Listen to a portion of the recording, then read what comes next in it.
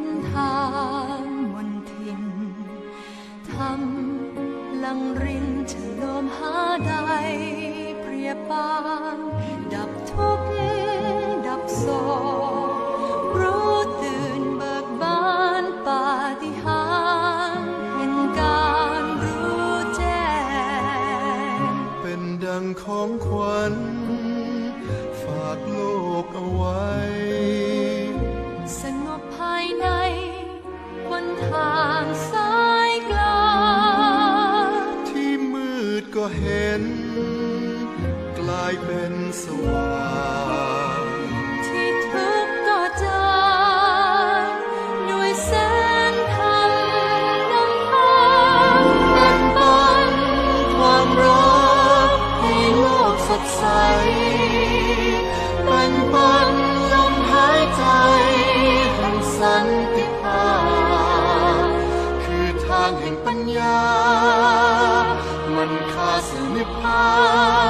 นคือรู้ตื่นเบิกบานเหนือการเวลา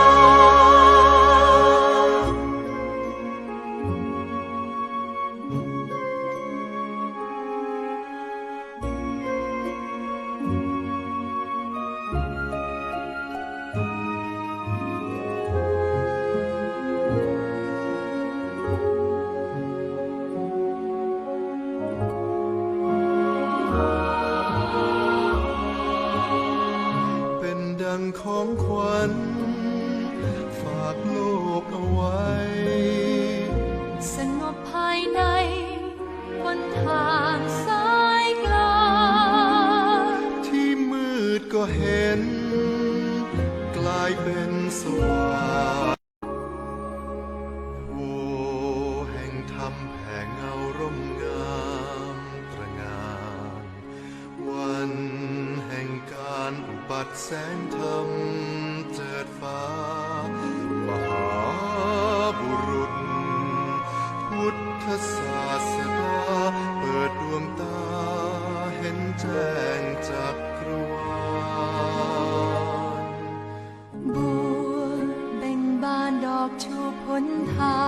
งมนทินทำลังรินฉโลมหาใดเปรียบปานดับทุกข์ดับโศกรู้ตื่นเบิกบานปาฏิหาริย์เห็นการรู้แจ้งเป็นดังของขวัญฝากโลกเอาไว้สงบภายในบนทางสายกลางที่มืดก็เห็นกลายเป็นสว่างที่ทุกข์ก็จางด้วยแสงธรรมนำทางแบ่งปันความรักให้โลกสดใสแบ่งปันลมหายใจ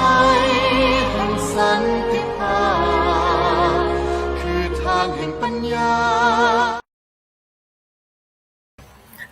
ขอนอบน้อมพระรัตนตรัยถวายความเคารพพระเถรานุเถระทุกรูปและก็เจริญพรญาติโยมท่านผู้ฟังค่ำคืนนี้รายการธรรมบทศึกษาก็ได้มาเปลี่ยนเป็นการพูดถึงวันอาสาฬหบูชาแล้วก็วันเข้าพรรษาก็ถือว่าอยู่ในช่วงของวันเข้าพรรษาที่จะถึงนี้ภายใน 2-3 วันนี้ด้วยกันก็ถือว่าได้มาพบปะพูดคุยกันก่อน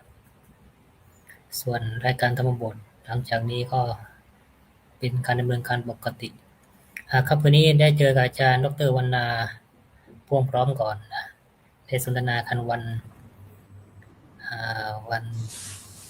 อาสาฬหบูชาอาจารย์วรรณาเป็นไงบ้าง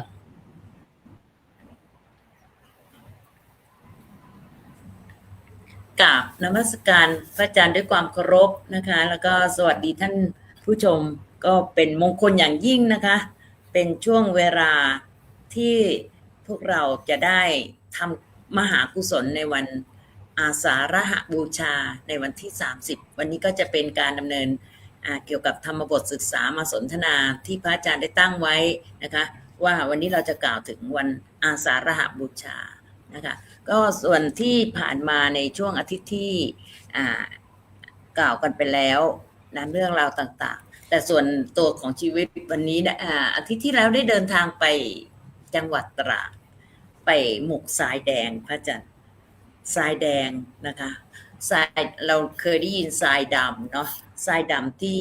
มาเลเซียนี้บ้านเราเป็นทรายแดงอาจารย์นักศึกษามหาวิทยาลัยซึ่งเป็นลูกของเพื่อนเขานำไปทำวิจัยนะคะเขาบอกในทรายแดงเนี่ยมีแร่ธาตุเหล็กนะสามารถบำบัดโรคได้ก็ยังไม่นั่นแล้วนะคราวที่แล้วก็เลยลองไปหมกทรายกันดูก็เป็นความบางทีเราก็นึกถึงนะพระอาจารย์เรื่องของธรรมชาติเนี่ยกายมนุษย์เราเนี่ยมันมีสิ่งหนึ่งที่เราเข้าใจอยู่แล้วว่ามนุษย์เนี่ยเกิดจากธรรมชาติเนาะเวลาเกิดโรคภัยไข้เจ็บเนี่ยนะคะเรื่องของความไม่สมดุลในร่างกายไม่ว่าจะเกิดโรคนั้นโรคนี้นะคะเลือดลมมันไม่สมดุลสิ่งหนึ่งที่เราจะทำอย่างไรให้เกิดการปรับให้ร่างกายเข้าไปสู่ธรรมชาติในปัจจุบันเนี่ยพระอาจารย์มีแต่เรื่องของยานั่นยานี้แล้วยาเยอะมากแล้วเรายิ่งไปเห็นการพูดคุยของในแพทย์ที่องค์ความรู้ดีๆนะคะที่เขารักษาคนแต่ในที่สุดเขาก็ยังยอมรับว่าธรรมชาติหรือยาพวกของธรรมชาตินะคะสมัยหมอชีวกโกมารพัฒน์พระอาจารย์นะคะเพราะท่านหมอชีวกท่านก็ใช้พวกสมุนไพรในการดูแลรักษานะคะไม่ว่าจะเป็นกษัตริย์นะคะแม้แต่องค์พระสัมมาสัมพุทธเจ้าที่หมอชีวกท่านก็ใช้ธรรมชาติบำบัดแม้แต่การผ่าตัดนะคะอันนี้ก็เลยมองว่าถ้าเราดูแลรักษาเนี่ยตอนนี้เราเพื่อนเราเนี่ยนะครับกำลังป่วยเมื่อวานนี้อาจารย์วรากรโพสต์มาบอกว่านั่งรถไปหนาวมากพระอาจารย์หนาวมากเราก็ขำก็ขำหมายถึงว่าก็ไม่ได้ดูในวิดีโอไงไม่ได้ดูวิดีโอเขาได้จะบอกว่าหนาวมากในรถไฟชั้นเนี้ยนะคะอาจารย์วรรณาก็เลยไม่ได้อ่านได้แต่ขำเพราะว่าเขาเดินทางทำไมมันหนาวที่ไหนได้อาจารย์เป็นไข้ด้วยนะคะวันนี้อาจารย์ทันไม่ทราบว่าจะได้เข้ามาหรือเปล่านะคะถ้าได้เข้ามาก็ได้มีการสนทนาหัวข้อยาวนะวันนี้ค่ะเจ้าค่ะพระอาจารย์ครับก็สัปดาห์นี้เราจะอยู่ในช่วงของการวันสำคัญทางพุทธศาสนาวันหนึ่งก็คือวันอาสาฬหบูชานะวันอาสาฬหบูชานี่ก็เป็นวันก่อน1 วันก่อนที่จะวันเข้าพรรษาอธิษฐานอยู่จำพรรษาครบถ้วนไตรมาสอย่างน้อยก็จะมีพรรษาก่อนแล้วก็พรรษาหลังก็ไม่เป็นไรก็ถือว่าเราอยู่ในช่วงวันเข้าพรรษาหลังจากวันอาสาฬหบูชาไป1 วันก็วันนี้จะได้มาปรารภวันอาสาฬหบูชาว่ามีความสำคัญอย่างไรบ้างนะส่วนใหญ่เราก็จะนึกถึงการไหว้พระเข้าวัดทำบุญไหว้พระเวียนเทียนทำบุญตักบาตรใช่ไหมซึ่งเป็นกิจวัตรที่เราทำกันมานานแล้ววันสำคัญทางพุทธศาสนาส่วนหน่วยงานของรัฐบาลว่าจะมีวันหยุดเกี่ยวกับอบายมุขก็อีกเรื่องนึงนะแต่ในฐานะที่เราเป็นพุทธศาสนิกชนส่วนหนึ่งหรือกล่าวได้ว่าเรารู้จักพุทธศาสนาเราคุ้นเคยในประเทศไทยกันที่มองอาจารย์อุณาก็แล้วกันว่าเราก็เข้าวัดมาตั้งแต่เด็กนะจนถึงปัจจุบันนี่อาจารย์วรรณามองวันสำคัญทางศาสนาอย่างไรบ้างโดยเฉพาะวันอาสาฬหบูชาก็แล้วกัน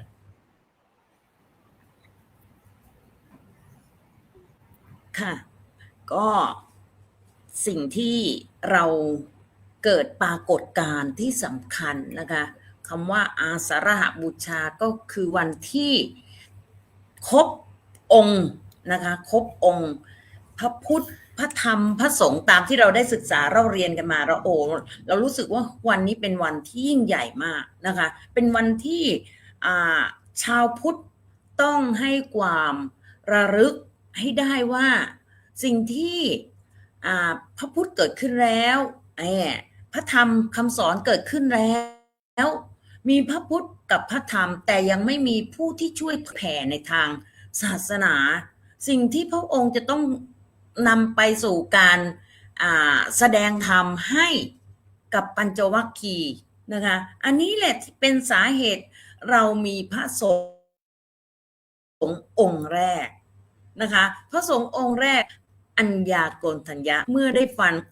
ฟังธรรมข้อสำคัญนะคะข้อสำคัญคืออ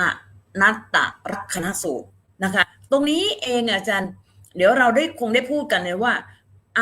นัตตลักขณสูตรเนี่ยคือหัวข้อที่กล่าวถึงเรื่องอะไรซึ่งเป็นหัวใจหลักของชาวพุทธเนี่ยต้องรู้เลยนะต้องรู้ต้องศึกษาตามเลยนะคะในส่วนของวันที่จะบอกว่าวันเข้าวันอาสาฬหะแล้วเนี่ยซึ่งก็ต่อด้วยวันเข้าพรรษาด้วยใช่ไหมครับอาจารย์นะคะเมื่อเราจะต้องเข้าใจด้วยนะชาวพุทธเราต้องรู้ด้วยนะว่าทำไมต้องมีการเข้าพรรษานะคะหลังจากที่พระพุทธองค์ได้ทรงแสดงธรรมแล้วก็ให้พระสงฆ์สาวกของพระพุทธองค์เนี่ยได้เป็นพระอรหันต์สำเร็จเป็นพระอรหันต์61รูปนะคะอาจารย์แล้วก็ให้ไปเผยแผ่ธรรมไปเผยแผ่ธรรมในเขตอินเดียนี่อาจารย์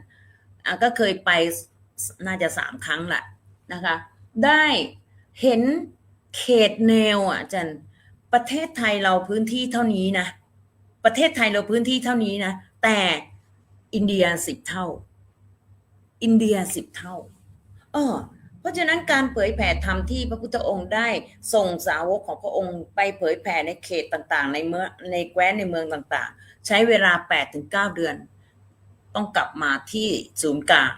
นะคะศูนย์กลางนั่นหมายถึงว่าจะต้องมาอยู่จำที่วัดที่ที่พระอรหันต์หรือพระสงฆ์ที่ท่านเคยอยู่กลับมาตรงนี้แหละเป็นจุดกำเนิดของการที่บอกว่าจะต้องจำพรรษาโดยไม่ออกเดินทางไปไหนเลย3 เดือนตรง3 เดือนนี้อาจารย์นี่แหละมันเป็นสิ่งที่พวกเราชาวพุทธทั้งหลายเนี่ยได้มีโอกาสเห็นแล้วว่าพระสงฆ์เราเนี่ยจะได้มีโอกาสศึกษาธรรมอย่างลึกซึ้งเพราะตอนที่ท่านไปเผยแผ่ใช่ไหมคะก็เพื่อที่จะไปสร้างประโยชน์ให้กับชนทั้งหลายสังคมทั้งหลายหมู่คนทั้งหลายเพื่อให้ได้รับรู้ว่านะคะสิ่งที่มนุษย์เราเนี่ยควรได้รับความรู้จากหลักธรรมคำสั่งสอนเนี่ยควรจะได้รู้อะไรบ้างนะคะแต่หลังจากนั้นท่านกลับมาเนี่ยเป็นโอกาสอาจารย์เดี๋ยวเราจะน่าจะพูดถึงลึกๆลงไปว่าฆราวาสก็เหมือนกันอาจารย์ฆราวาสเองก็ต้องมีหน้าที่สำคัญเลยเพื่อการปฏิบัติพระสงฆ์ที่จำพรรษา3 เดือนเดี๋ยวเราพูดช่วงของพระสงฆ์เนี่ยคำว่าปฏิบัติเพื่ออะไรสิ่งที่เป็นหลักคำสอนขององค์สัมมาสัมพุทธเจ้าทำไมมีการบวชเพื่ออะไรบวชเพื่อการแสวงหาเพื่อการพ้นทุกข์และอะไรล่ะหลักคำสอนอันนั้นน่ะนี่แหละตรงที่บอกว่าอนัตตลักขณสูตรเนี่ยหัวใจหลักที่กล่าวถึงชีวิตนะคะองค์ประกอบของมนุษย์เนี่ยคือขันธ์ 5ไม่ใช่ตัวไม่ใช่ตนไม่ใช่เราไม่ใช่เขาทำยังไงให้เกิดความเข้าใจอย่างแจ่มแจ้งตรงเนี้ยนี่แหละตรงคำนี้แหละที่ทำให้อัญญาโกณทัญญะใช่ไหมคะอัญญาโกณทัญญะรู้แล้วหนอเพราะรู้แล้วว่าขันธ์ 5เนี่ยไม่ใช่ของเราไม่ใช่ตัวไม่ใช่ตนเป็นเพียงธรรมชาติที่มารวมตัวกันนะคะที่มารวมตัวกันเท่านั้นเองแต่จะทำยังไงให้เกิดความเข้าใจอย่างเต็มที่ถึงความที่สุดของปัญญาอัญญาโกณทัญญะได้พิจารณาตามว่ารูปเป็นอย่างไรรูปก็แค่ร่างกายนี่แหละมีเพียงธาตุขันธ์มีเพียงขันธ์ธาตุ4นะคะมีเพียงธาตุ4นะดินน้ำไฟลมมารวมตัวกันแต่มนุษย์เราก็ยังยึดใช่ไหมคะวันนี้เราต้องพูดในเรื่องของหลักสำคัญแล้วอาจารย์นะคะเพื่อให้เห็นว่าสาธุชนที่พี่น้องเราที่กำลังฟังอยู่วันนี้ขอบคุณพระอาจารย์การมาตรการเดี๋ยวพูดนิดนึงเดี๋ยวนะให้พระอาจารย์ได้กล่าวด้วยนะคะเพราะว่าสิ่งที่จะทำให้พระสงฆ์ของเราเนี่ยนะคะได้รู้ลึกลงไปรู้ซึ้งลงไปเพียงรูปกับนามเท่านั้น เมื่อเข้าใจและปฏิบัติในช่วง3 เดือนเนี่ย3 เดือนนี่บรรลุธรรมเลยนะคะพระอาจารย์ นะคะรูปไม่ใช่เรานะคะในขันธ์สี่เวทนาสัญญาสังขารวิญญาณก็ไม่ใช่เรา มันเป็นเพียงองค์ประกอบที่เข้ามาเป็นเจตสิกนะพระอาจารย์เป็นเจตสิกนะคะเวทนาสัญญาสังขารวิญญาณ4 ตัวเนี้ยเจตสิกเนี้ยจะต้องเข้ามาประกอบในจิตตรงนี้แยกยากมากเวลาเราศึกษาพระอภิธรรมเนี่ยเพื่อจะเข้าใจอาจารย์เราต้องพิจารณาตามวันนี้ต้องเราต้องพูดในแนวนี้นะพระอาจารย์นะคะต้องพูดในแนวนี้แล้วเพื่อให้เห็นค่าจริงๆว่าวันที่เราได้มีพระรัตนตรัยครบเนี่ยเราต้องรู้หลักนี้เลยแล้วการที่ได้เกิดมาเป็นมนุษย์เนี่ยต้องทำตรงนี้ให้ได้นะคะจะยังไงก็แล้วแต่ศีลสมาธิได้อย่างน้อยวันนี้ต้องช่วยกันปิดอบายให้สาธุชนดีกว่าไหมคะพระอาจารย์นะคะเดี๋ยวดูสิว่าเราจะต่อด้วยการปฏิบัติของพระที่จำพรรษา3 เดือนนะคะในส่วนของคฤหัสถ์เดี๋ยวเราดูประเด็นต่อไปนะเจ้าค่ะพระอาจารย์กับนมัสการพระอาจารย์ด้วยนะคะสาธุเจริญพร ครับ นมัสการจตุรงค์ครั พ บ ระอาจารย์วรเชษฐ์ครับขอบคุณครับพระอาจารย์วรเชษฐ์เข้าพรรษาที่ไหนครับ ตอนนี้อยู่เข้าที่เจ็ดลินเชียงใหม่เข้าเจ็ดลินครับแต่ตอนนี้มาสอนกรรมฐานอยู่ที่ดอยสะบัญญูอาจารย์มันนำปฏิบัติอยู่ที่ดอยสะบัญญูครับ เดี๋ยวให้พระอาจารย์วรเชษฐ์พูดถึงวันอาสาฬหบูชาว่ากิจกรรมทำบุญอะไรบ้างครับพระอาจารย์แต่ก็ต้องขอ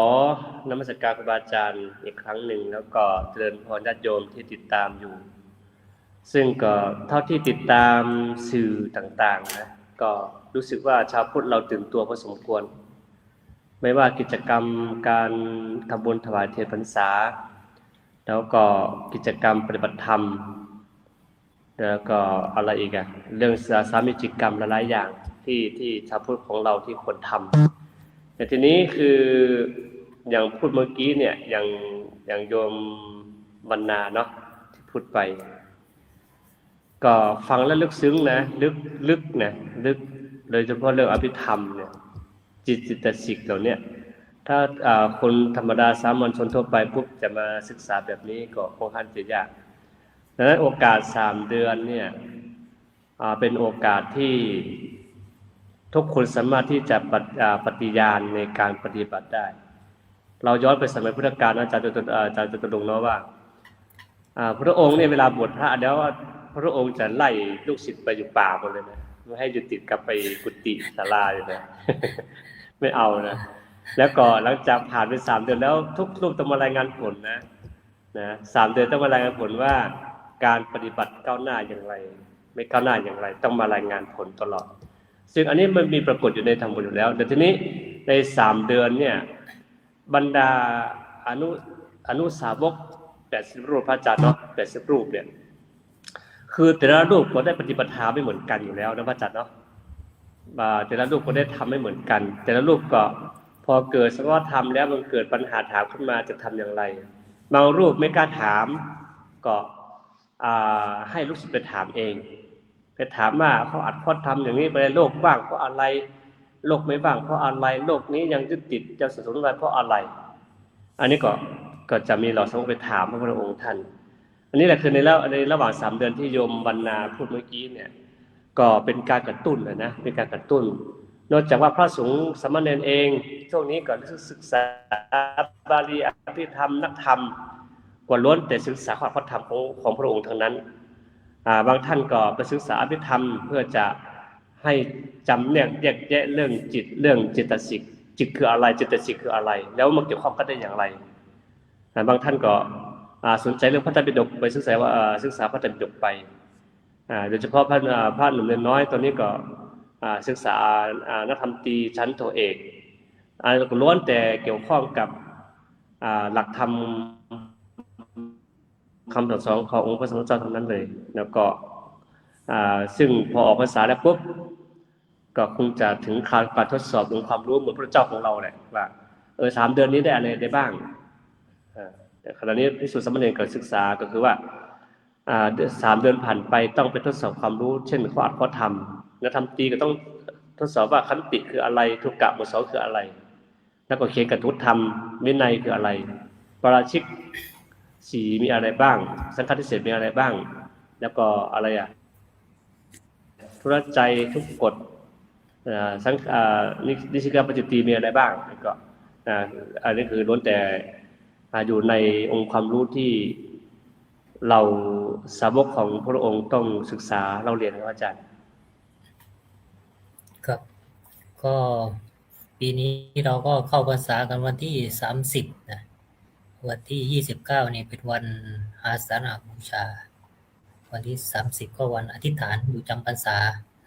บางท่านก็เข้าพรรษาหลังก็ไม่เป็นไรก็ถือว่าอยู่ในช่วงของเทศกาลเป็นน้อยนะพระอาจารย์นะพรรษาหลังน้อยนะเห็นไหมฮะใช่ครับ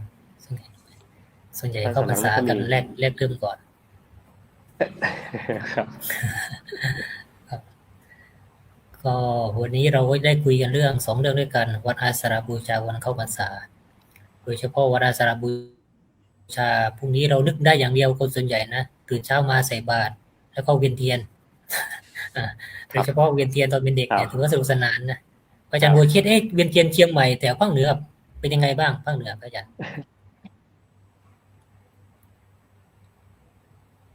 มันก็ไม่ต่างจากทุกภาคพระอาจารย์ก็มันก็จะมี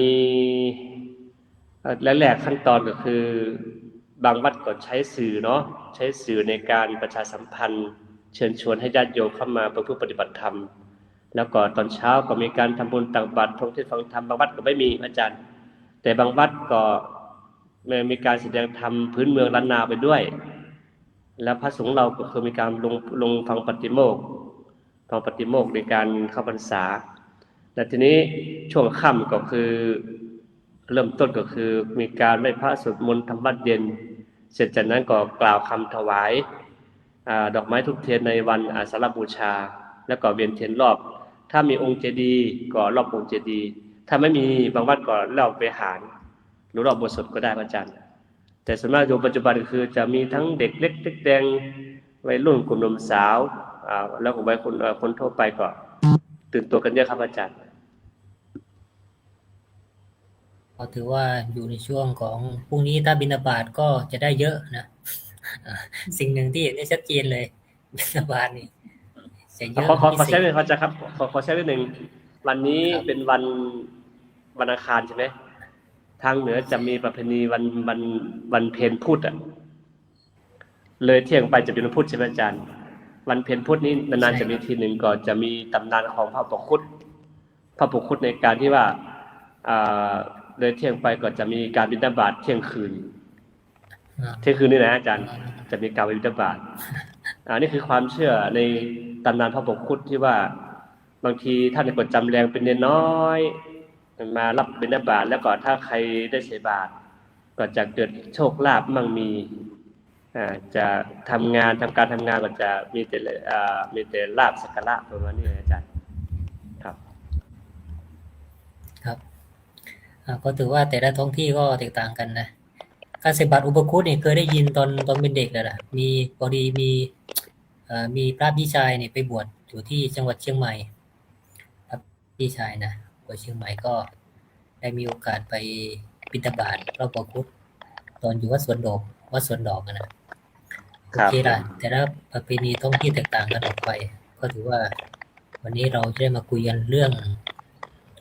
สำคัญอีกเรื่องหนึ่งก็คือวันอาสาฬบูชาเกี่ยวกับวันพระรัตนตรัยที่มีพระพุทธพระธรรมพระสงฆ์สมบูรณ์เรียกว่าพระรัตนตรัยหรือว่าไตรสรณคมก็ได้ซึ่งประเด็นหนึ่งที่น่าสนใจคือหลักธรรมที่พระเจ้าทรงแสดงก็คือหลักเรียกว่า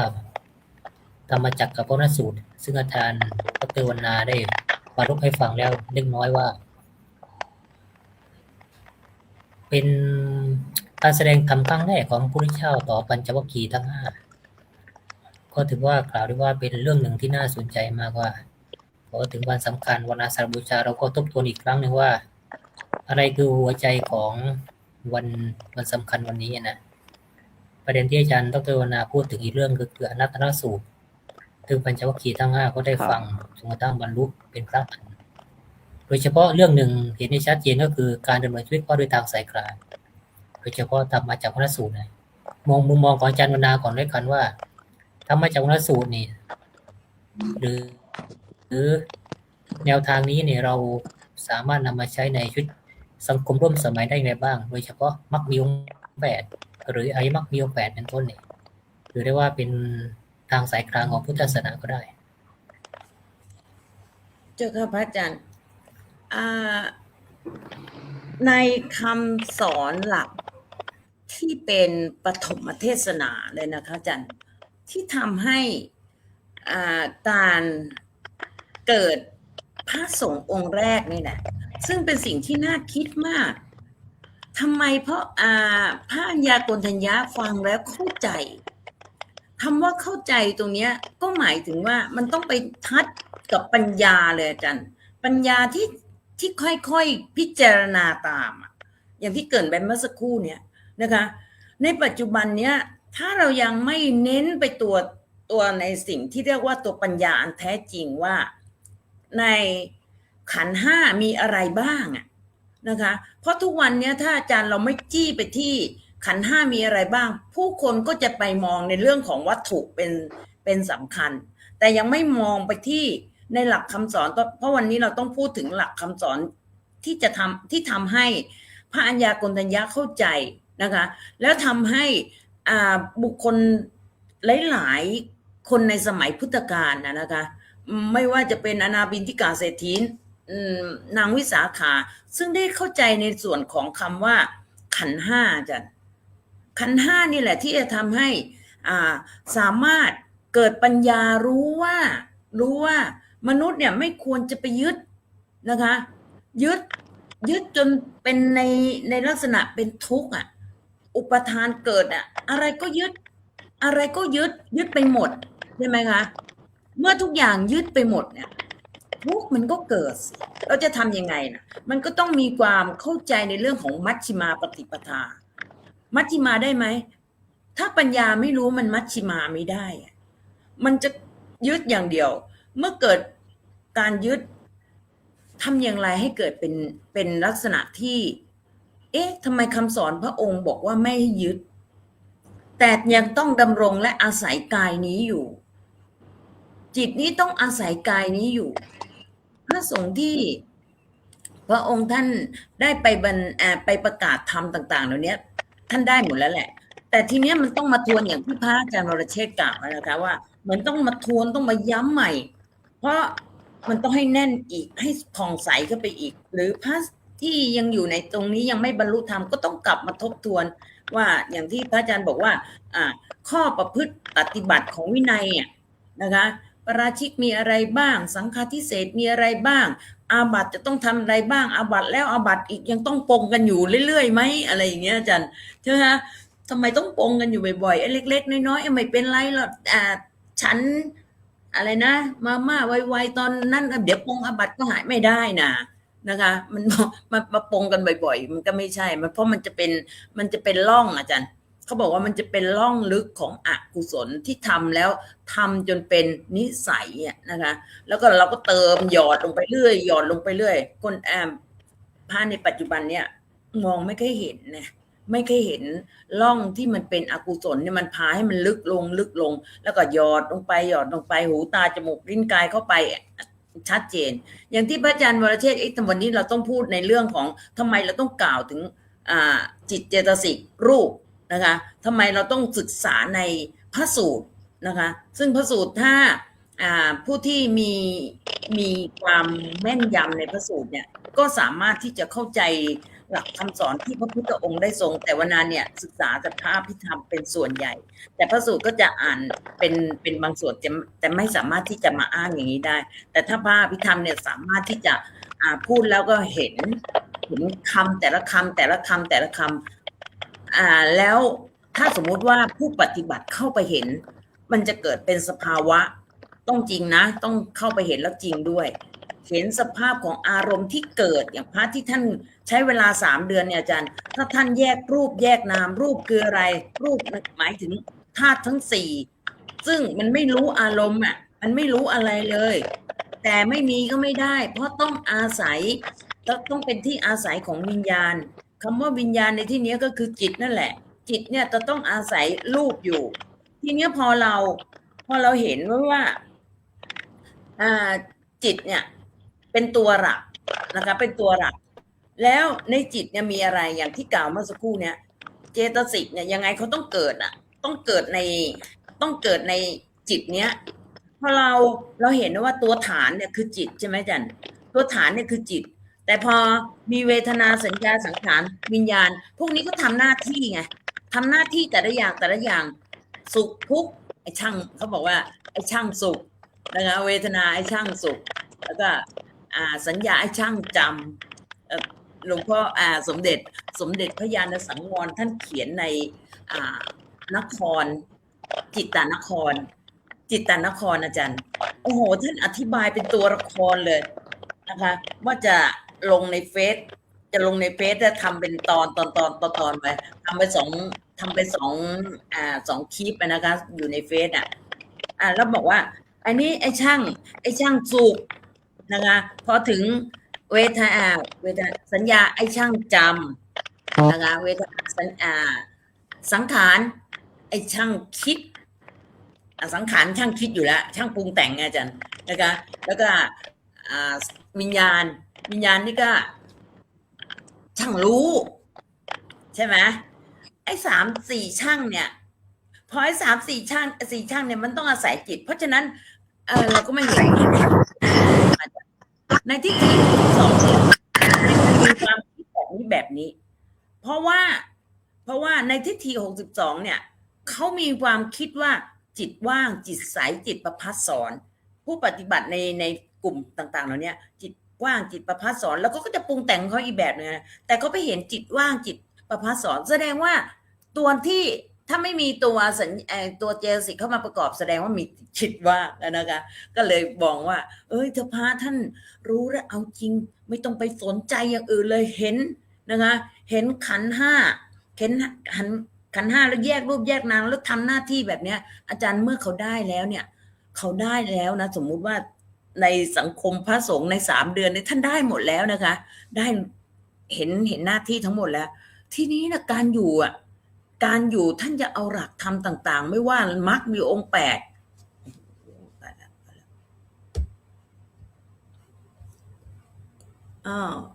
เห็นไหมจันเห็นไหมคะน่ะ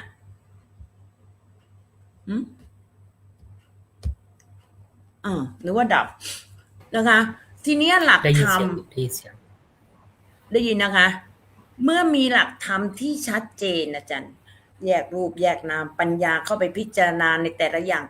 3 เดือนเอาให้ได้เลยนะพระอาจารย์พระเราที่เข้ามาอยู่ในพรรษาในช่วงเนี้ยช่วงเข้าพรรษา3 เดือนเนี้ยไปแยกรูปแยกนามเสร็จเรียบร้อยไปปฏิบัติแล้วเอาหลักธรรมทั้งหมดเพราะเราไม่ใช่ตัวไม่ใช่ตนไม่ใช่เราไม่ใช่เขาไม่ใช่สัตว์ไม่ใช่บุคคลนะคะตรงนี้แหละแล้วยิ่งปัจจุบันเนี่ยพระอาจารย์การเผยแผ่ธรรมเนี่ยโอ้โหเยอะมาก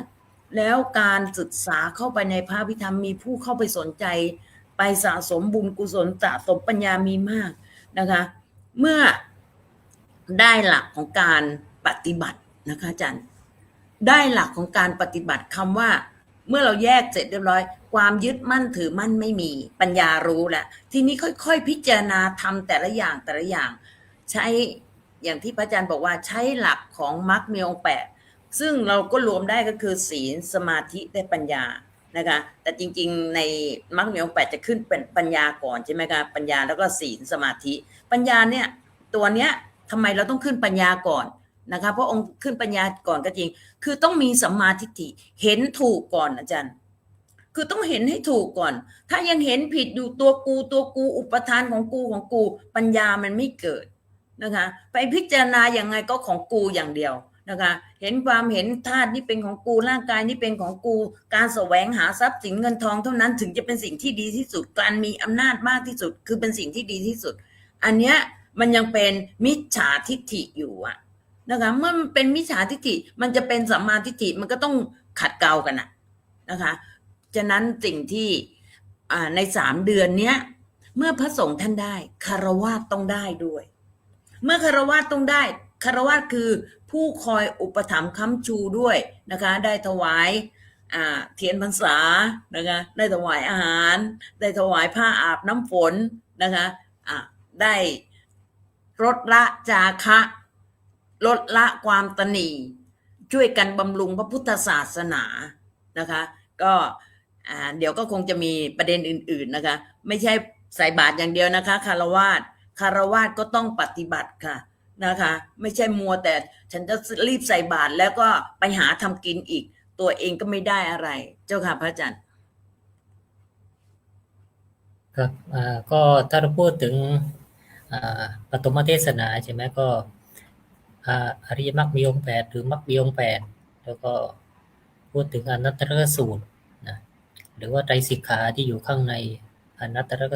อยู่ในมรรคมีองค์8เหมือนกันนะก็ถือว่าน่าสนใจว่าพอเรามองถึงอนัตตลกสูตรเนี่ยมองรูปเวทนาสัญญาสังขารวิญญาณที่อาจารย์ดร.วนาปรารภเนี่ยอันนี้ก็น่าสนใจว่าถ้าเราเห็นถึงความเป็นไตรลักษณ์เนี่ยเราก็จะไม่ยึดมั่นในรูปอย่างน้อยในรูปธรรมแล้วก็เห็นความสัมพันธ์กับนามธรรมด้วยถ้าเราพูดถึงขันธ์5เราพูดถึงรูปกับนามใช่ไหมรูปกับนามนี่แหละ2เรื่องด้วยกันทีนี้ถ้าเราเข้าใจอนัตตสูตรเนี่ยมันทำให้เราปล่อยวางบางอย่างได้เยอะขึ้นใช่คืออย่างน้อยเราก็ไม่ได้หลงไปในรูปในเสียงในกลิ่นในรสส่วนหนึ่งนะจะเห็นถึงสัจธรรมของชีวิตด้วยนะอย่างน้อยก็คือว่าชีวิตมันก็อยู่ได้เพียงแค่ชั่วครู่ชั่วยามแล้วก็มาผ่านไปงั้นช่วงเข้าพรรษานี่แหละเป็นการฝึกหัดตัวเราเองด้วยส่วนหนึ่งถ้าเราเห็นถึงว่าญาติโยมก็อุปถัมภ์ปัจจัย4ใช่ไหมปัจจัย4ส่วนหนึ่งแล้วก็เข้าวัดทำบุญด้วยบางคนก็เอาลูกเอาหลานมาบวชมันบรรพชาอุปสมบทได้เข้าใกล้วัดมากขึ้นแล้วก็ทำบุญมาสวดมนต์ไหว้พระแล้วก็ปฏิบัติธรรมด้วยถ้าเราพูดถึงในแง่ของทานศีลภาวนาหรือว่าศีลสมาธิปัญญามันก็เกื้อกูลเกื้อหนุนกันนี่แหละบางทีพอเราพูดถึงปฐมเทศนาเนี่ยมันทำให้เห็นถึงการบรรลุธรรมของปัญจวัคคีย์ทั้ง5ใช่ไหมตรงนี้น่าสนใจมากว่า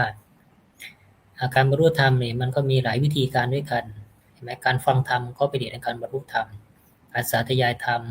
หรือการสวดมนต์การปฏิบัติธรรมส่วนหนึ่งก็เป็นเหตุในการบรรลุธรรมได้ในสังคมสมัยใหม่ของเรานี่เรามีสื่อเทคโนโลยีมากมายแล้วก็ฟังธรรมบางคนก็ศึกษาธรรมโดยไม่ได้เข้าวัดเข้าวาก็ได้เหมือนกันนะบางทีบางแห่งก็เราสามารถเข้าถึงแหล่งข้อมูลได้บางคนก็ทำการทำงานแต่บางคนก็มีกิจวัตรประจำวันนะเข้าพรรษาก็จะงดอบายมุขเราก็เห็นกันอยู่ทั่วไปเหมือนกันคือฝึกหัดตัวเราเองนั่นแหละฝึกตัวเองส่วนหนึ่งแล้วก็อาจารย์ดร.วนาพูดถึงอริยมรรคมีองค์8หรือว่ามรรคมีองค์8ใช่ไหมเริ่มต้นด้วยสัมมาทิฏฐิถ้าความเห็นของคนถูกนี่พูดง่ายๆคือว่าเราเห็นถูก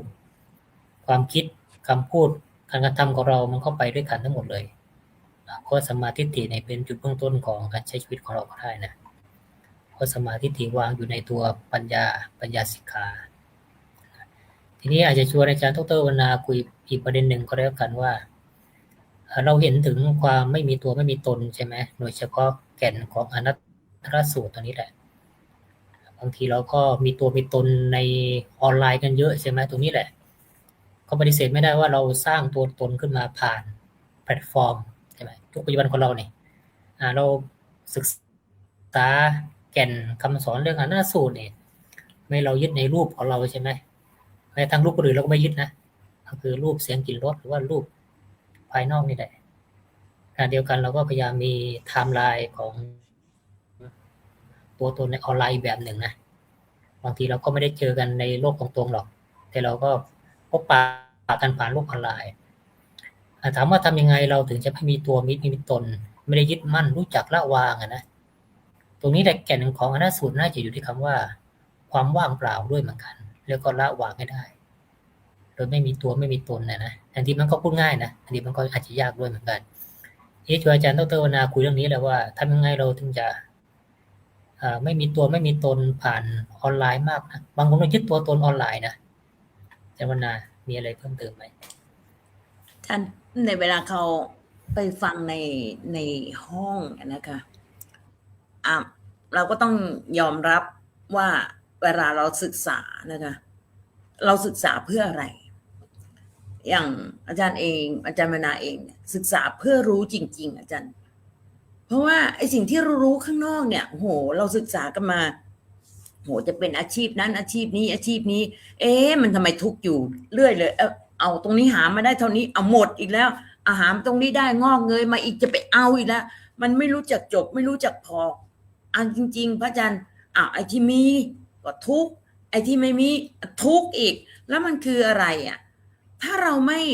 ม่เอาแก่นจริงๆเนี่ยเราก็คงเวียนอยู่อย่างเงี้ยวนอยู่อย่างนี้แหละนะคะเวียนวนอยู่เงี้ยจนในที่สุดมาเจอในลักษณะของการอธิบายถึงแบบเนี้ยมันต้องเห็นน่ะวันนั้นเหมือนอาจารย์มนาพูดกับท่านรองแล้วท่านมาสัมภาษณ์เนาะท่านก็สัมภาษณ์ว่าเรียนพระอภิธรรมแล้วดีอย่างไรอย่างนู้นอย่างนี้เราบอกว่าเรียนพระอภิธรรมเราก็มองว่าเรียนพระอภิธรรมเวลาฟังครูบาอาจารย์เนี่ยเราต้องมองว่าสิ่งเหล่านั้นก็คือวัตถุชนิดหนึ่งเขาเป็นนามธรรมนะอาจารย์อย่างภาษาเนี่ยเราต้องมองเลยชื่อเนี้ยภาษาเนี่ยภาษาเขาก็เป็นนามธรรมอยู่แล้วแต่เวลามันกระทบจริงมันก็ต้องเป็นรูปธรรมคือมันรู้สึกได้มันรู้ได้มันมีความรู้สึกเย็นร้อนอ่อนแข็งมันรู้ทันทีแต่จริงๆมันก็จับต้องไม่ได้ใช่ไหมคะมันเป็นภาษาขึ้นมาอย่างศรัทธาอย่างเงี้ยแล้วศรัทธามันก็เป็นนามธรรมศรัทธามันเป็นนามธรรมแต่มันจะต้องเห็นเป็นรูปธรรมให้ได้ให้เห็นเป็นรูปเป็นวัตถุให้ได้ว่าลักษณะของความศรัทธามันจะมีอาการอย่างไรศรัทธาในอะไรศรัทธาในพระรัตนตรัยอย่างเงี้ยศรัทธาในพระพุทธพระธรรมพระสงฆ์คุณมีอากัปกิริยาอย่างไรนอบน้อมใจเต็มที่ลงอย่างลึกไม่หวั่นไหวอย่างเงี้ยนะคะศรัทธาเต็มที่ไม่ใช่พอศรัทธาแล้วใครมาพูดเรื่องนู้นเรื่องนี้เปลี่ยนศรัทธาไปเชื่ออย่างเงี้ยมันก็ไม่ได้แล้วนะคะเพราะฉะนั้นลงมั่นอย่างไม่หวั่นไหวแล้วเพราะเราเห็นแล้วเนี่ยผู้ที่มีปัญญาเท่านั้นนะคะผู้ที่มีปัญญาเท่านั้นที่จะเห็นแบบนี้ได้พระพุทธองค์ไงเป็นผู้ที่มีปัญญาอันเลิศแล้วแล้วเรายังไม่เชื่ออีกเหรอเราผู้มีปัญญาน้อยแล้วก็ไม่สามารถจะเห็นยังเถียงกันอยู่นั่นแหละนะคะเรายังน้อยอยู่เพราะฉะนั้นเราเมื่อมีโอกาสเห็นเส้นทางแบบนี้แล้วนะคะไม่ว่าจะเป็นฆราวาสไม่ว่าจะเป็นพระสงฆ์นะคะที่กำลังได้มีโอกาสจำพรรษาเนี่ยศึกษาเลยเต็มที่เลยนะคะศึกษาให้เต็มที่เลยสภาวะธรรมที่มีในพระอภิธรรม42,000 พระธรรมขันธ์นะคะเพราะมีมากกว่าในพระสูตรอีกนะอาจารย์มีมากกว่าในพระสูตรพระวินัยอีกนะคะเพราะฉะนั้น21,000 ใช่ไหมคะแต่ในพระอภิธรรมเนี่ย42,000อาจารย์นะซึ่งมีข้อหลักธรรมเนี่ยมันละเอียดมากนี่ยังเรียนได้นิดหน่อยเองจริง9ปริเฉดอาจารย์ปริเฉดที่1ที่2ถึงที่9นะคะ6 ปีได้9ปริเฉดซึ่งจะบอกไว้ให้เราหมดเลยไม่ว่าเป็นเรื่องของจิตในแต่ละขณะจิตก่อนเกิดตกภวังค์แค่ไหนสวนะเก็บเท่าไหร่ทำอะไรลงไปแล้วเนี่ยถูกเก็บไว้หมดเลยอาจารย์นะคะคุณไม่ซื่อตรงคุณก็ถูกเก็บอกุศลเกิดคุณไปตามอกุศลคุณก็ถูกเก็บเพราะฉะนั้นเราถูกฝึกมาแบบนี้แล้วเนี่ยเราเห็นมาแล้วเนี่ยอะไรมันเป็นโทษนะคะเราเห็นโทษแล้วอกุศลมันเป็นโทษละอกุศลเลยนะคะไม่ตัดออกไปเลยละอกุศลทำกุศลให้มันงอกงามยิ่งขึ้นแยกยิ่งขึ้นแล้วสิ่งเหล่านี้พระอาจารย์เพื่อเราจะเห็นว่ามันไม่ใช่เราเนี่ยเรายังเป็นเราอยู่แต่เดี๋ยวนี้มันก็ยังมองแบบไงเห็นข้างนอกมันไม่ใช่มันเป็นเพียงธรรมชาติที่กระทบกันขึ้นมาแล้วเกิด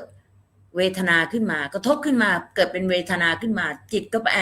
ตาเข้าไปกระทบใช่ไหมคะตาเข้าไปกระทบกับรูปเห็นรูปที่จริงแค่เห็นก็จบแล้วแต่เราไม่เท่าทันแต่งอย่างเดียวปรุงแต่ง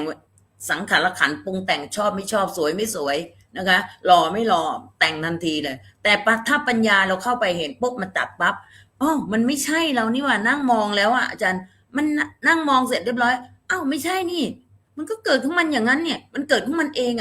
นะคะถ้าเราเกิดถึงขนาดอย่างนั้นได้ทำให้คมขึ้นให้เข้มแข็งขึ้นให้ชัดเจนยิ่งขึ้นไม่ใช่ใครมาพูดอะไรหน่อยก็เปลี่ยนไปหมดใครมาพูดอะไรหวั่นไหวไปหมดอาจารย์พรชัย โยมมันน่ะจะพาคนเข้านิพพานอย่างเดียวเลยบอกอาจารย์ขนาดหนูเข้มอย่างนี้แล้วนะเราก็บอกว่าขนาดหนูเข้มอย่างนี้นะเขาจะพาหนูลงไปข้างล่างอย่างเดียวเลยนะคะท่านก็ชอบกระเซ้าเราก็คิดถึงท่านอยู่นะคะก็สิ่งนี้แหละพระอาจารย์ไม่ว่าข้อสำคัญคือต้องสัมมาทิฏฐิให้ได้สัมมาทิฏฐิคือต้องพิจารณาด้วยปัญญานะคะปัญญาเนี่ยตัวแรกเนี่ยสำคัญมากๆค่อยๆพิจารณาก่อนแล้วความละเอียดของจิตเนี่ยอาจารย์นะคะความละเอียดของจิตคนจิตหยาบๆอ่ะไม่ต้องมาคำนึงพูดเลยอ่ะนะคะกระโดดโลดเต้นโอ๊ยเข้าใจแล้วเรื่องศีลเข้าใจแล้วการดำรงชีวิตเข้าใจแล้วแล้วยังไงนะคะไอ้พูดเข้าใจอ่ะพูดเข้าใจหมดแหละแต่ความละเอียดไม่ได้พระอาจารย์แล้วจิตเนี่ยธรรมของพระพุทธองค์เนี่ยเป็นสิ่งที่ละเอียดยิบเป็นสิ่งที่สงบอยู่คัมภีร์วาจำมั่นจำหมายเลยคัมภีร์วาเป็นสิ่งที่สงบเป็นธรรมที่ล้ำลึกแล้วสงบอยู่แล้วคนกระโดดโลดเต้นน่ะคุณยังพูดกันอย่างนั้นอย่างนี้อย่างนั้นคุณจะต้องปฏิบัติแบบนี้เพราะจุดนั้นเขามีอยู่แล้วอะนะคะเมื่อปัญญาเข้าที่ความละเอียดมากยิ่งขึ้นไปพิจารณารู้แล้วเห็นความสงบตามความเป็นจริงนะคะจิตเข้าไปสัมผัสวิญญาณเข้าไปรู้มากยิ่งขึ้นปัญญาเข้ามาพิจารณาไม่ใช่เราไม่ใช่เขาปัญญารู้ชัดเจนขึ้นชัดขึ้นความสงบเหล่านั้นจะปรากฏกับพระผู้ปฏิบัติอาจารย์ยังไงก็ปรากฏแต่ต้องเอาจริงนะต้องเอาจริงนะก็มีผู้ที่เก่งกาจมากๆในห้องนะคะแต่จะโมแต่อธิบายอยู่ก็ไม่ได้นะอาจารย์บางทีเราก็เห็นการสนทนาทั้งวันทั้งคืนมันก็ดีเรื่องของการสนทนาธรรมบางทีบางคนในห้องในห้องเนี้ยอธิบายดีมากพระอาจารย์นะคะแต่ถ้าโมแต่อธิบายแล้วตนเองเข้าใจในข้อธรรมแล้วก็ภาษาบาลีได้ดีด้วยอธิบายได้ดีด้วยสภาวะธรรมได้ด้วยแต่เราเปิดทีไรก็เจอมัวอยู่อย่างนี้ไม่ได้นะบางทีเราต้องเอาตัวเองรอดเหมือนกันนะอาจารย์นะต้องเอาตัวเองให้รอดนะในฐานะที่เราได้เกิดมาเป็นมนุษย์แล้วคฤหัสถ์ทั้งหลายก็อย่ามัวแต่ที่บอกว่าอย่ามัวแต่ใส่บาตรอย่างเดียวไม่ได้นะนี่เตือนกันแล้วนะมัวแต่ใส่บาตรไม่ได้ไม่ใช่ไม่ใส่ก็คือยังไงยิ่งเทศกาลเนี่ยใกล้เทศกาลอาจารย์โอ้โหอาหารเป็นคันรถค่ะนะคะอาหารที่นั่นน่ะแล้วยังไงอาหารนี่ไปยังไงนะคะไปปฏิบัติกันเลยลงมือกันเลยนะคะพิจารณาธรรมตามความเป็นจริงแล้วสิ่งที่พระพุทธองค์ก็ได้ทรงตรัสไว้แล้วว่าการปฏิบัติบูชาคือการบูชาเป็นสิ่งที่ยอดเยี่ยมที่สุดเจ้าค่ะพระอาจารย์ครับก็ดังนั้นก็มีอยู่2-3รู้ด้วยกันนะรู้แรกคือรู้ปริยัติรู้ที่2คือรู้ปฏิบัติแล้วก็รู้ปฏิเวทนะปริยัติที่ทำ3ประการด้วยกันก็คือปริยัติปฏิบัติแล้วก็ปฏิเวทดังนั้นก็คือในช่วงของวันอาสาฬหบูชาและวันเข้าพรรษาส่วนหนึ่งเราก็ต้องให้ครบทั้งกระบวนการทั้ง3ประการนะโดยเฉพาะการปฏิบัตินำหลักธรรมมาใช้ถ้าเรานำหลักธรรมมาใช้เนี่ยธรรมะย่อมรักษาผู้ปฏิบัติธรรมใช่ไหมผู้ปฏิบัติธรรมไม่ใช่ผู้รู้ธรรมนะแต่มันเราเห็นทั่วไปนะคือธรรมะมันก็ขัดเรานี่แหละถ้าเราเป็นคนรู้จักให้ทานจิตใจเราก็มีความเมตตากรุณาดังนั้นถ้าเรามีเมตตากรุณาเนี่ยมันอยู่ในองค์ธรรมของพรหมิหารธรรมใช่ไหมพรหมิหารธรรมมันอยู่ในหมวดของอย่างน้อยก็อยู่ในสมถกรรมฐาน40เหมือนกันนะอัปปมัญญา4นี่หรือพรหมิหาร4นี่เป็นเหตุแห่งการบรรลุธรรมได้เหมือนกันคนที่เจริญเมตตาภาวนาเป็นต้นรู้จักให้อันนี้เราก็เห็นได้ว่าสังคมไทยนี่ส่วนใหญ่เป็นสังคมที่บริจาคทานได้เยอะรักษาศีลก็ดับ1ใช่ไหมแล้วก็สุดท้ายเราก็อยู่ในช่วงของการปฏิบัติโดยเฉพาะเทศกาลเข้าพรรษาเนี่ยถ้าเรามีโอกาสได้ฟูมฟักตัวเราเองนะส่วนหนึ่งแต่ส่วนหนึ่งก็ปฏิเสธไม่ได้ว่าสังคมมันผ่านยุคสังคมแบบสมัยโบราณนะในสมัยก่อนถ้าเรามองถึงเหตุของการปรารภ การอยู่จำพรรษาก็มาจากการที่ภิกษุเราก็เดินไปในท้องไร่ท้องนาชาวบ้านไปเหยียบต้นกล้าสัตว์มีชีวิตมันก็พักผ่อนใช่ไหมก็เกิดคำโฆษณาดินทาต่างๆมากมายพระเจ้าคือบัญญัติให้อยู่ประจำในช่วงเข้าพรรษาเว้นแต่มีเหตุจำเป็นนะถึงจะไปได้มีเหตุจำเป็นในช่วงเข้าพรรษาเนี่ยแต่เข้าไปได้ไม่เกิดจิตราตรีด้วยกันจิตราตรีนะคือราตรีที่จิตเขากลับมาอยู่จำพรรษาที่อธิษฐานเท่านั้นเองนะอันนั้นก็เห็นได้ชัดเจนว่าถ้าเราเอาเหตุการณ์ในสมัยพุทธกาลมาพัฒนาตนเองเราก็ได้นะโดยเฉพาะในช่วงของการเข้าพรรษาก็คือเราเรียนรู้ปริยัติปฏิบัติแล้วก็ปฏิเวทก็คือเกี่ยวกับฝึกฝนตัวเองนะบางคนว่าอธิษฐานอยู่จำพรรษาเหมือนกับพระเลยจะใส่บาตรทุกเช้าจะเลิกอบายามุขใช่ไหมขัดเกลาตัวเองนะลดละเลิกทีนี้คนส่วนใหญ่เนี่ยเขามักจะไม่ค่อยได้ชอบคำเหล่านี้นะอาจารย์วรรณาเขาไม่อยากพูดคำว่าบรรลุอรหันต์นะหรือเข้าถึงนิพพานนะยุคปัจจุบันนี่แต่จริงๆก็คือมันมีไวยพจน์หรือคำที่ใช้แทนกันได้ของคำว่าเข้าถึงนิพพานหรือว่าบรรลุอรหันต์นั่นก็คือว่าเรามีกิเลสที่เบาบางลงมีราคะโทสะโมหะเนี่ยตัววิราคะนี่ใช่ไหมก็คือเรามีราคะในใจที่มันคลายมันจางมันเบาบางลงตัวนี้มันก็เป็นไวยพจน์หนึ่งของนิพพานนะก็คือบรรลุธรรมเหมือนกันแต่ส่วนใหญ่พอเราพูดว่าเรายังไม่บรรลุหรอกเข้าวัดไปเราคงไม่ดีขึ้นนะจริงๆมันก็เป็นคำที่ไม่ได้ใหญ่มากถ้าพูดถึงเราต้องเข้าวัดแล้วบรรลุนิพพานนะปฏิบัติธรรมเพื่อเป็นพระอรหันต์นะอย่างน้อยส่วนหนึ่งก็คือเราเป็นคนที่มีจิตเมตตามากขึ้นมีเมตตาภาวนาอยู่ในใจนะโดยเฉพาะคนไทยเรานะถ้าพูดถึงหลักของการปฏิบัติสมถะโดยเฉพาะกลุ่มวิหารธรรมเนี่ยเรากล่าวได้ว่าเราอยู่ในองค์คุณของสมถะก็เป็นปัจจัยให้เจริญวิปัสสนาได้เหมือนกันที่อยากจะชวนอาจารย์ดร.วรรณาคุยประเด็นหนึ่งก็แล้วกันเมื่อกี้เราคุยกันให้ชัดเจนแล้วว่าการอยู่ในสังคมสมัยใหม่เนี่ยเราก็มีตัวมีตนเนี่ยนะปฏิเสธไม่ได้แต่ทำยังไงได้เราอย่าไปยึดตัวยึดตนมากเกินไปหรือพวกให้ยึดหัวโขนเราที่เราเป็นนี่แหละบางทีมันก็คลายได้ยากนะแต่บางอย่างมันก็ยึดเอาไว้ก็ดีนะโดยเฉพาะยึดพระไตรยึดไตรสรณคมเนี่ยมันก็เป็นเรื่องดีนะยึดหลักธรรมะแนวทางการชีวิตมันก็ดีใช่ไหมบางอย่างมันก็ดีบางอย่างมันก็ไม่ดีแล้วแต่เรายึดอะไรเนี่ยที่ชวนอาจารย์ดร.วรรณาคุยในประเด็นสุดท้ายก็แล้วกันว่าเรามาสู่โลกสมัยใหม่ใช่ไหมโลกสมัยใหม่บางทีมันก็พูดยากนะเรามีเสรีมากนะโดยเฉพาะความเชื่อในการตีความศึกษาพระพุทธศาสนาเนี่ยซึ่งแตกต่างจากสมัยก่อนที่เราต้องอาศัยพระนะอาศัยพระสอนธรรมะแต่ปัจจุบันไม่ใช่นะปัจจุบันนี้เราก็อาศัยญาติโยมสอนได้เหมือนกันใช่ไหมแต่ถ้าเราศึกษาให้ชัดเจนว่าพุทธบริษัท4ก็มีทั้งภิกษุณีอุบาสกอุบาสิกานะทั้งการสอนศาสนานี่ในพุทธศาสนานี่เรามองอย่างมีหลักการก็คือพุทธบริษัททั้ง4เนี่ยที่ผมมองของอาจารย์วรรณาว่าเฮ้ยเราจะอยู่ในสังคมร่วมสมัยได้อย่างไรบ้างโดยอาศัยวันวิสาขะเอาวันอาสาฬหบูชาและก็วันเข้าพรรษานี่เป็นต้นแบบให้เราใช้ชีวิตได้บ้างค่ะเจ้าค่ะพระอาจารย์สิ่งหนึ่งที่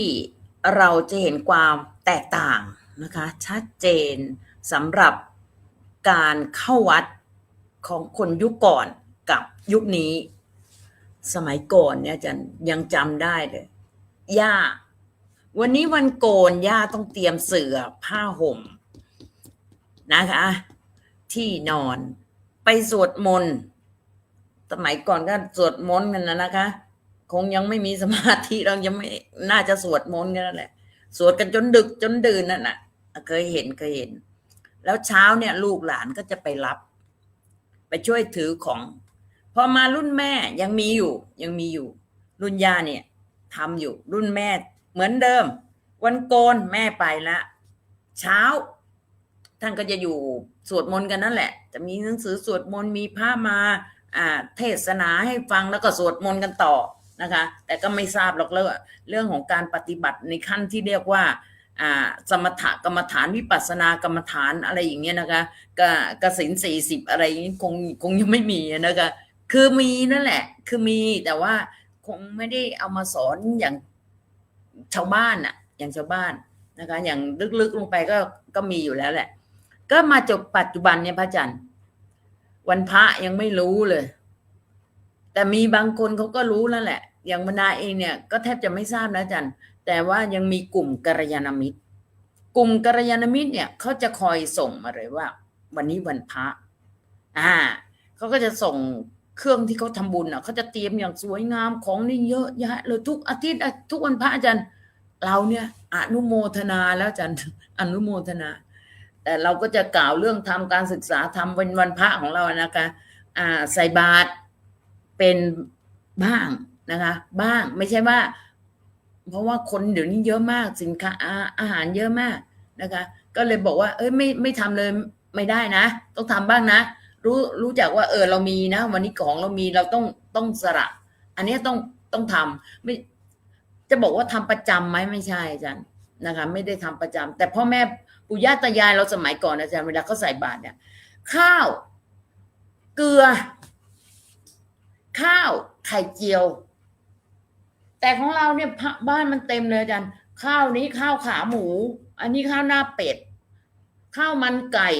แกงเขียวหวานพะโล้เป็นไงพระคุณเจ้าเราจะฉันหมดไหมนะคะอันนี้เราต้องคำนึงนะไม่ใช่ไม่คำนึงกันนะแต่เดี๋ยวท่านผู้ฟังก็จะบอกว่า เดี๋ยวคนยุคใหม่จะบอกว่ากับข้าวเยอะแล้วเราไม่ต้องไปใส่แล้วไม่ใช่นะก็พิจารณาค่อยๆพิจารณานะคะในนี้มีใครเขียนว่าใช่ค่ะสมัยเด็กๆคุณย่าใส่ชุดขาวนะคะคุณไอ้ทันน้องทันนะคะพอในยุคนี้ถึงแม้เราบอกว่าในยุคก่อนก็จะอีกแบบหนึ่งแต่ยุคเรามันใช้ออนไลน์อาจารย์การเผยแผ่ทำการศึกษาทำใช้ซูมใช้ห้องซูมนะคะวันน่าจะเรียนเรื่องยมกะนี่เปิดไปที่พระอาจารย์สุรชัยเลยนะคะอธิบายอย่างโอ้โหอธิบายอย่างสนุกสนานรู้เรื่องเลยนะคะรู้เรื่องเลยแต่กำลังไม่พอนะอาจารย์เวลาเราเรียนเรารู้เลยว่าเวลาเราศึกษากับพระอาจารย์สุรชัยในเนี้ยโอ้สนุกท่านพูดทำได้ล้ำลึกมากต้นสายของเหตุต่างๆมันมาจากมูลนะคะทีนี้เรื่องมูลมันก็ต้องมูลมีอะไรบ้างโลภะโทสะโมหะอโลภะอโทสะอโมหะนี่คือมูลล้วนๆเลยไม่มีดวงไหนเลยไม่มีการกระทำไหนเลยที่ไม่มีมูลอะไรเงี้ยทีนี้มันก็เข้ามาสู่เรื่องว่าเราจะเลือกมูลที่เป็นกุศลหรือไม่อกุศลเนี่ยแหละก็คือสิ่งที่สำคัญทีนี้เรามาดูว่า ในเมื่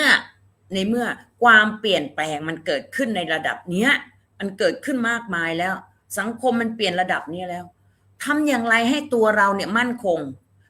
พระสงฆ์ที่กำลังเข้าจำพรรษาอยู่ในยุคนี้ทำอย่างไรให้มั่นคงหลักคำสอนของเรานะมั่นคงแล้วนะคะศาสนาของเราไม่มีการเปลี่ยนแปลงอยู่แล้วเหลือแต่คนอย่างเดียวพระอาจารย์เหลือแต่คนอย่างเดียวเท่านั้นน่ะไม่ว่าจะเป็นฆราวาสไม่ว่าจะเป็นพุทธบริษัทสี่นะคะอุบาสกอุบาสิกาภิกษุณีภิกษุสงฆ์นะคะทั้งสี่เนี่ยต้องเข้มแข็งปัจจุบันนี้ยังมีอยู่พระอาจารย์ยังมีอยู่ถึงแม้เราจะได้ยินกันว่าแม้ว่าจะอ่อนแอไปบ้างแต่ก็ยังมีผู้ที่เข้มแข็งเนี่ยความเข้มแข็งเนี่ยสามารถที่ถึงมีจำนวนน้อยแต่ยังสามารถรักษาได้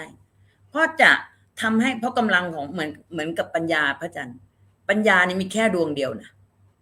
นะคะในเจตสิกมีดวงเดียวนะ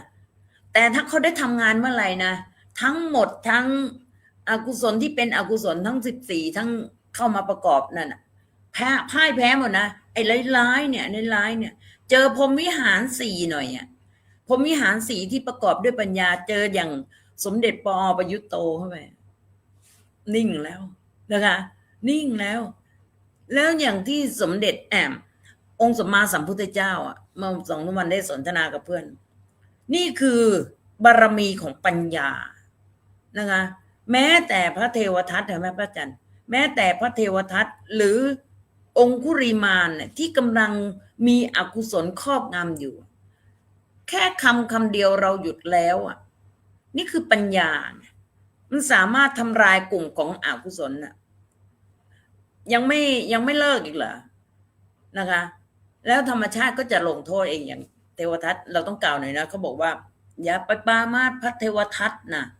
เพราะเทวทัตเนี่ยเขาถูกทำนายไว้แล้วต่อไปท่านจะเป็นพระปัจเจกับพุทธเจ้าแต่เราเนี่ยยังไม่ได้มีคำทำนายเลยอย่าประมาทอย่าปรามาสนะคะนี่คือสิ่งที่เราไม่ควรกล่าวไม่ควรกล่าวโทษ